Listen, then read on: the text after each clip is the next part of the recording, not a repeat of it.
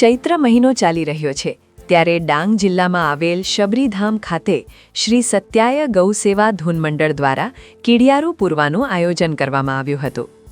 ઉનાળાની શરૂઆત થતાં જ જમીનની અંદરથી નાના નાના જીવો બહાર આવતા હોય છે, ત્યારે આ જીવો માટે શ્રીફળની અંદર ઘઉં, ચણા, મકાઈનો લોટ ને ઘી અને ગોળ સાથે મૂકવામાં આવે છે। આ શ્રીફળ શબરીધામ જંગલ વિસ્તારના 8000થી વધારે વૃક્ષોના થડિયા પર મૂકવામાં આવ્યું છે।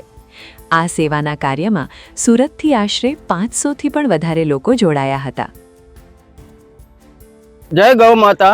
હું સત્યાય ગૌસેવા ધૂન મંડળના સભ્ય છું અને ચૈત્ર મહિનામાં અમે કીડિયારું પૂરવા આવ્યા છીએ ડાંગ જિલ્લામાં શબરીધામ બાજુ। તો એમાં શ્રીફળની અંદર અમે લોટ, ઘઉંનો લોટ છે, ચણાનો લોટ છે, ઘી છે, તેલ છે, તો એમ જ આવી રીતના બોરું ભરીને અમે આ ઝાડની નીચે મૂકવા આવ્યા છીએ।